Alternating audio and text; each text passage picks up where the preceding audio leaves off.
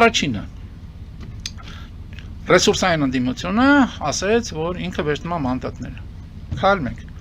քայլ 2 Ծառուկյանի ձեռքակալեցին, քայլ 3 Փաշինյանը գնաց հանդիպում Միշուստինի հետ։ Այդ քայլերը միմյանց հետ իմ կարծիքով փոխկապակցված են։ Այսինքն որոշակի լարվածության նվազում եւ որոշակի քայլ դեպի ռուսներ Փաշինյանի կողմից եւ ռուսների որպես խոսնակ տվյալ դեպքում կամ որպես ներկայացուցիչ հանդես է գալիս Միշուստինը, որտեղ իմ կարծիքով քննարկվելու են այն պահանջները, որ ռուսները ունեն Փաշինյանի նկատմամբ, այն հնարավորությունները, որով Փաշինյանը կարողանա ռուսների շահերը սպասարկել Հայաստանում եւ դրանով նախապատրաստել Պուտինի հետ հանդիպում։ Բայց որպեսզի Փաշինյանը գնա Ռուսաստան եւ ցույց տա, որ իր դիրքերը այդքան թույլ չեն, այսինքն ռուսների ճնշումները, որը իրականացվում են քաղաքական, բայց գործիքները տնտեսական, այդքան մեծ ազդեցություն չունեն Փաշինյանն, Ծառուկյանին ձերբակալում է հենց գնալուց առաջ։